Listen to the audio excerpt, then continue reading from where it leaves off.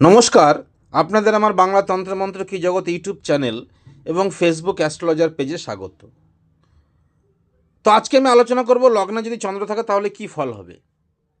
তো এই আলোচনা করার আগে আপনাদের কাছে আমার অনুরোধ, আপনাদের যদি আমার চ্যানেলটি ভালো লেগে থাকে তাহলে আপনারা অবশ্যই চ্যানেলটিকে সাবস্ক্রাইব করবেন এবং বেল আইকন ক্লিক করবেন পরবর্তী ভিডিও দেখার জন্য। আর ফেসবুক অ্যাস্ট্রোলজার পেজে অবশ্যই লাইক, কমেন্ট এবং শেয়ার করবেন।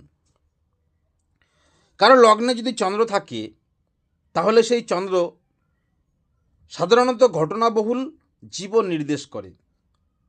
জাতকের জীবনে অনেক ভ্রমণ হবে এবং স্থান পরিবর্তন হবে।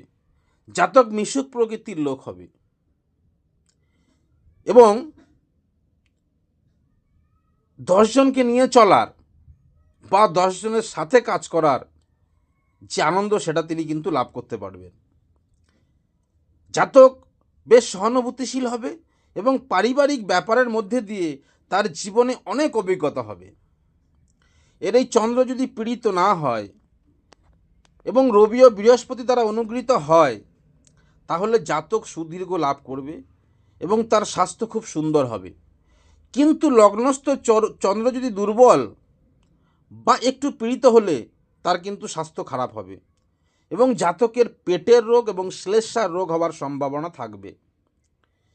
এই চন্দ্র যদি দুর্বল হয় এবং শনির শত্রু প্রেক্ষায় পীড়িত হয় এবং অপর গ্রহের অনুবর্জিত হয় তাহলে দুঃখ দুর্দশা নির্দেশ করে।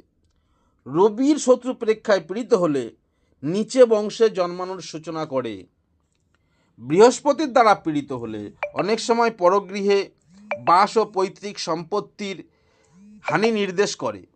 বুধের দ্বারা অনুগৃহীত চন্দ্র অসাধারণ স্মৃতিশক্তি সূচক করে। তো মিত্র, আজকে আমি আলোচনা করলাম লগ্নে যদি চন্দ্র থাকে তাহলে কি ফল পাওয়া যাবে সেই সম্পর্কে। আপনাদের যদি জানার আগ্রহ থাকে তাহলে আপনারা অবশ্যই হোয়াটসঅ্যাপ মেসেজ করতে পারেন এবং আপনাদের যদি আমার চ্যানেলটি ভালো লেগে থাকে তাহলে আপনারা অবশ্যই চ্যানেলটিকে সাবস্ক্রাইব করবেন, বেল আইকন ক্লিক করবেন এবং ফেসবুক অ্যাস্ট্রোলজার পেজে অবশ্যই লাইক, কমেন্ট এবং শেয়ার করবেন। আজ এই পর্যন্ত, নমস্কার।